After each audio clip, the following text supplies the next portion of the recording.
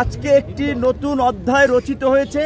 বাংলাদেশের স্বার্থে জাতীয় ঐক্য এবং সংহতি প্রতিষ্ঠার লক্ষ্যে একটি সর্বদলীয় সভা এই অন্তর্বর্তীকালীন সরকার বাংলাদেশের ইতিহাসে করেছে। এর আগে কোনো সরকার এটি করতে পারে নাই। সেজন্য আমরা প্রথমত তাদেরকে ধন্যবাদ জানিয়েছি। দ্বিতীয়ত, বাংলাদেশের বিরুদ্ধে আমাদের প্রতিবেশী রাষ্ট্র ভারতের মিডিয়ায় যে একটি সংঘবদ্ধ অপপ্রচার এবং প্রোপাগান্ডা আমরা দেখতে পাচ্ছি, এটি মোকাবেলায় বাংলাদেশের জনগণ, বাংলাদেশের গণমাধ্যম এবং বাংলাদেশের ডায়াসপোরা কমিউনিটি যারা বিভিন্ন দেশে ছড়িয়ে আছে এবং আমাদের আন্তর্জাতিক গণমাধ্যম সহ বিভিন্ন খ্যাতনামা প্রতিষ্ঠানে যারা কর্মরত, তাদেরকে নিয়ে সোশ্যাল মিডিয়া, মেইন স্ট্রিম মিডিয়ায় এই অপপ্রচার এবং প্রোপাগান্ডার বিরুদ্ধে একটা সঠিক ক্যাম্পেইন করার জন্য আলোচনা হয়েছে।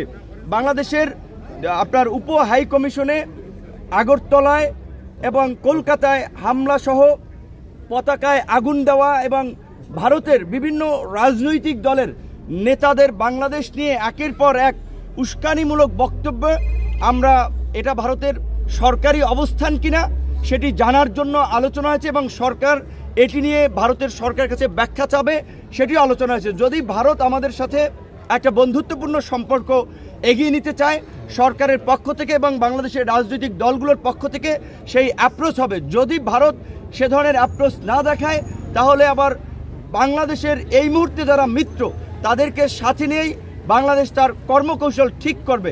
বিশেষ করে আজকে এই পরিস্থিতিতে যে জাতীয় ঐক্য এবং সংহতি প্রতিষ্ঠায় আজকের যে সভা, আমরা মনে করি বাংলাদেশের সামনে এ ধরনের আরও নতুন নতুন চ্যালেঞ্জ আসবে।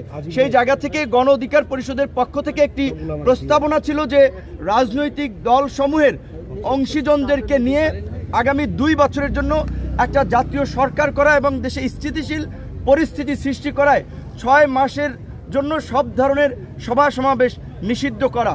এবং একই সাথে আজকে যেহেতু বাংলাদেশের বিভিন্ন রাজনৈতিক দলসমূহ একত্রিত হয়েছে এবং দেশের স্বার্থে এক এবং অভিন্নভাবে তারা কাজ করবে, তারই প্রতিফলন হিসেবে অল্প সময়ের মধ্যে জাতীয়ভাবে একটি সমন্বিত কর্মসূচি, সেটা হতে পারে জাতীয় পতাকা এবং সাথে শান্তির পতাকা, সাদা পতাকা নিয়ে কিংবা যে কোনো ধরনের একটা কর্মসূচি, সেই সিদ্ধান্তটা সরকারের পক্ষ থেকে জানাবে, যেটি সরকার এবং রাজনৈতিক দল, জনগণ সকলে পালন করার মধ্যে দিয়ে বাংলাদেশের বর্তমান যে জাতীয় ঐক্য এবং সংহতি প্রতিষ্ঠিত হয়েছে, আমাদের বিরুদ্ধে যারাই অপপ্রচার প্রোপাগান্ডা চালাচ্ছে কিংবা বাংলাদেশকে যারা ব্যর্থ অকার্যকর করার জন্য অপতৎপরতা চালিয়ে যাচ্ছে, তাদের বিরুদ্ধে যে বাংলাদেশ এবং বাংলাদেশের জনগণ এক, সেটি জানান দেওয়ার জন্যই একটা অভিন্ন সমন্বিত কর্মসূচি পালনের সিদ্ধান্ত হয়েছে।